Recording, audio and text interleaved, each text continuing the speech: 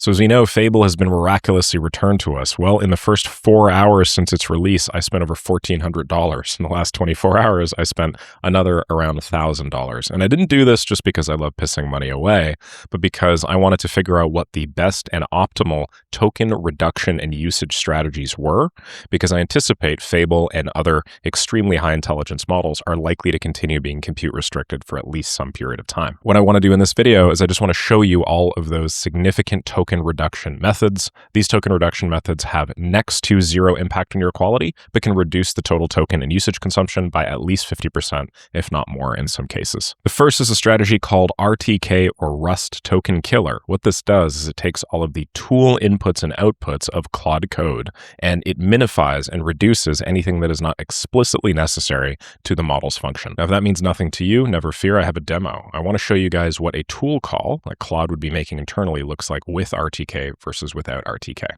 For those of you guys that don't know, Claude typically has its own little internal terminal and uses that terminal in order to send and receive requests. And so this is just a brief demo of what a request would look like without RTK, sort of like the vanilla, and then with RTK down here. Okay, so without RTK, pretending this is just some internal tool call, you can see we're repeating a lot of information. Standard out, standard out, standard out, standard out, setting up fixtures, hydrating mocks, right? We're just saying the same thing over and over and over again.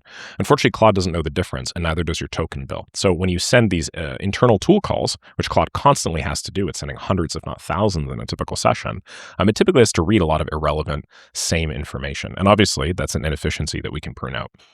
So what RTK does is it takes all of this data and then it applies a new format to it, which gives you all of the same information, which Claude can use in order to do whatever the heck you want it to do, but in significantly fewer wasted tokens. And so instead of spending, let's say, 612 lines on this tool call, okay, because this is truncated, we are only spending 4 lines. Instead of spending 36,700 characters, we're only spending 177. And the difference pre and post RTK is literally a 99% reduction in token usage for the same thing.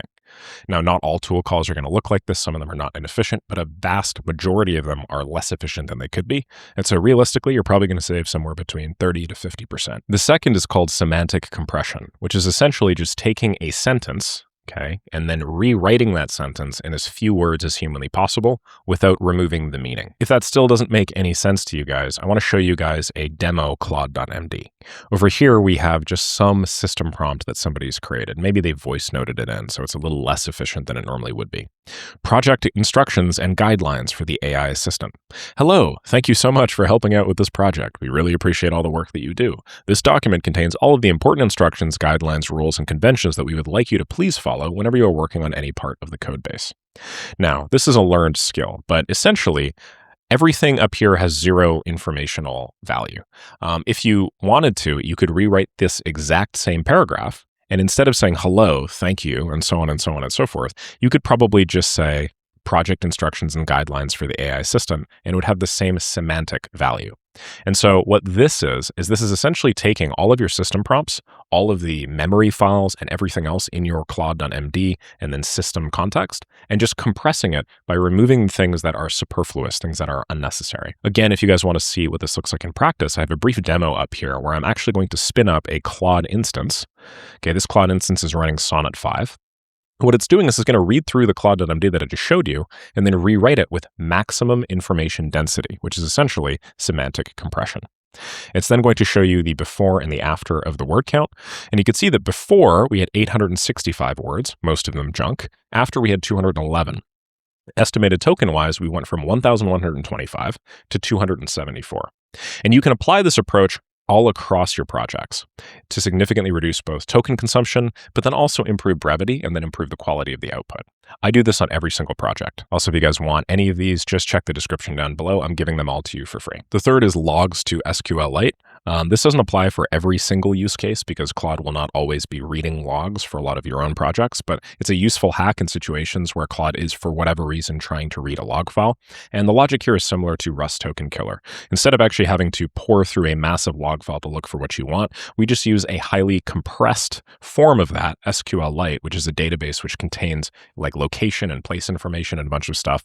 Then we abstract away the search function for a simple command that we'll send to the database that will do it for us. If I open up this brief demo over here, which is actually logging Claude code, you can see that a customer says checkout failed this morning. Find the root cause in the app.log. Important, it's 5,000 lines. Do not read that log directly. Instead, use scripts/logq.py with no arguments to see usage, report the root cause, the affected line order, and even cite the line numbers. Okay, and so previously we would have literally had to treat this like a giant piece of text and read every single line. Instead, what this is doing is it's just calling our database, which is set up in SQLite. This is extremely easy and extremely simple, and you can see we actually have, if I just zoom in here and maybe move my fat head a little bit out of the way, you can see the timeline, the specific line that every one of these logs is in, and then all the information that you need. You can apply the same logic to any sort of database, whether it's a Google Sheet, whether it's a CSV, anything like that. Make sure that you're not actually searching through it just using text. Make sure that you're using some sort of database function to do the filtering for you. The next strategy is to block huge reads. To make a long story short, there are some resources that are just very long, and not all resources need to be read start to finish.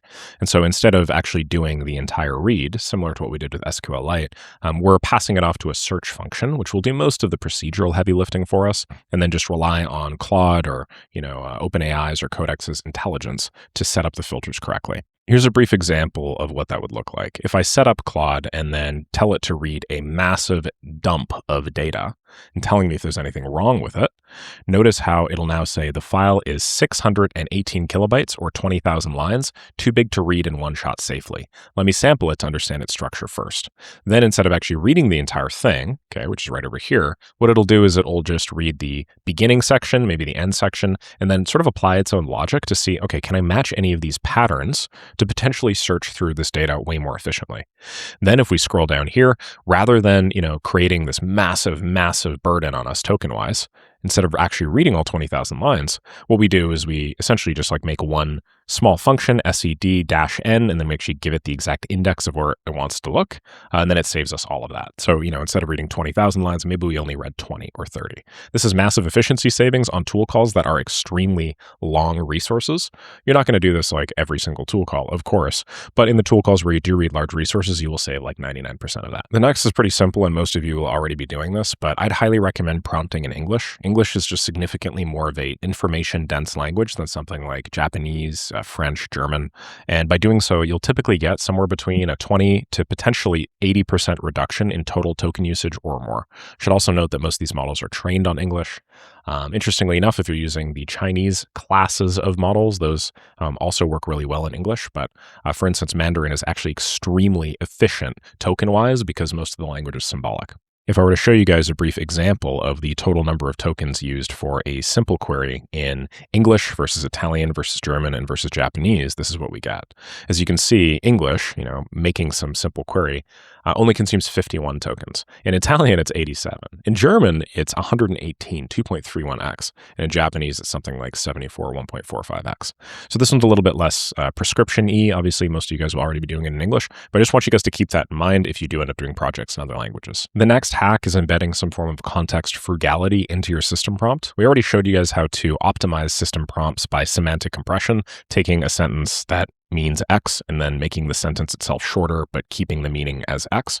This is similar. It's just we actually are inserting a high-level rule where our model will only ever look to a resource if we explicitly specify it. Now, I will note that this is one of the tactics or tweaks that can reduce quality significantly. Fable and these other models already have pretty solid built-in look schemes. They sort of understand where to look through statistical pattern matching. So what this will do is it'll basically make it harder for it to find the thing that you want it to unless you're very specific. But I'm imagining or assuming you guys are willing to be more specific for trade-off of better usage. So I have a demo over here called frugal-claude MD. If I zoom way in, you can see that we say customers are reporting that a 10% coupon takes off 10 times too much at checkout, find the bug, and propose the one-line fix. Now, I should note that inside of our context window, we've actually inserted a Claude.md that says read only files directly relevant to the task. Ask before expanding the scope beyond 3 files. Prefer glob or grep to locate, then read the region, not the entire directory, and summarize findings so far before deciding to read more, just in case we, change our mind halfway through or something. Also, never generated files, lock files, or fixtures. Those should not be read unless explicitly asked. If we go back to the demo, you can see that essentially what we've done is we've just applied grep. We've applied targeted searches as opposed to, again, reading through the entire thing. And you'll find that a lot of the tactics and tweaks just really revolve around, instead of just reading through the entire thing line by line, use your intelligence to build a filtering mechanism or a script that does so instead. Fable and other models are already okay at this, but this heavily biases it towards doing that. Any advanced users here will probably scoff at this, but you should be periodically /contexting to see where things are taking up your context without telling you.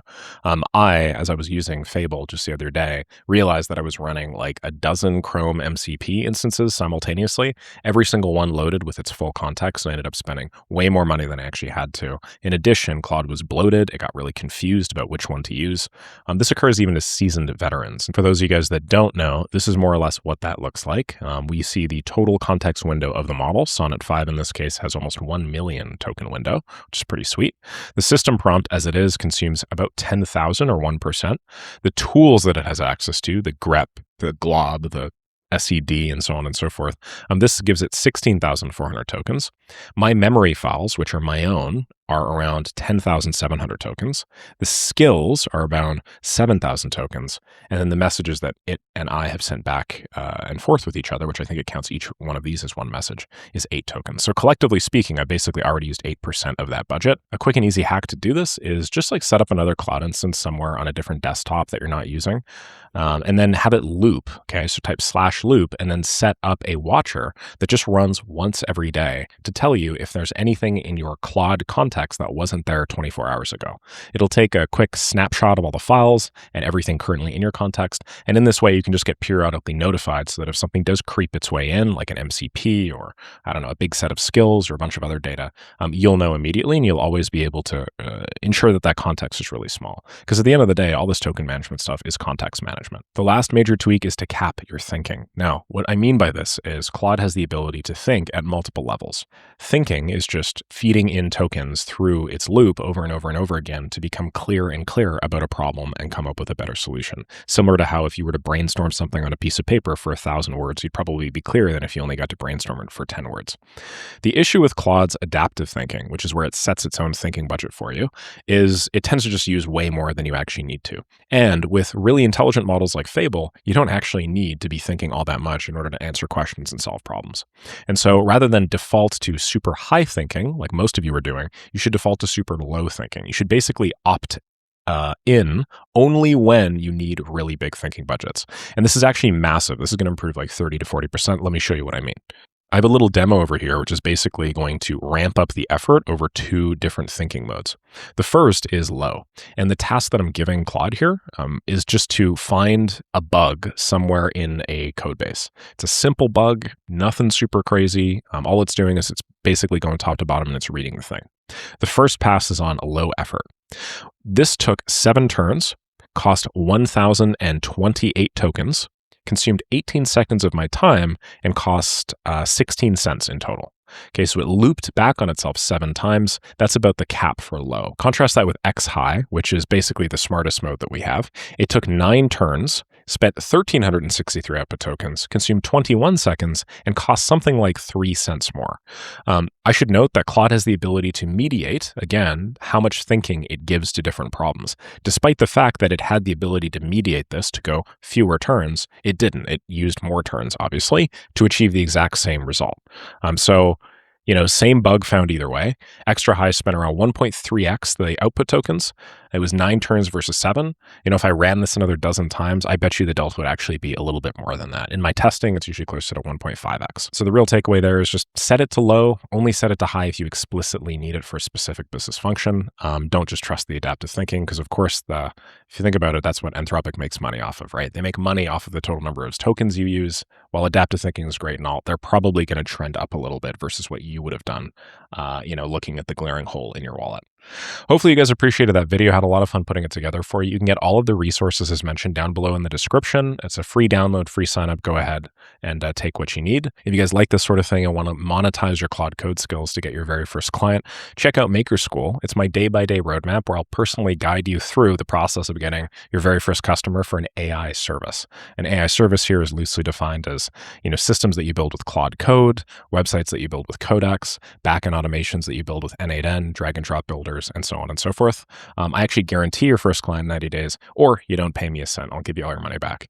If you guys like this, please leave a like and comment down below, and I am happy to answer any questions you have. Thanks so much and have a lovely rest of the day.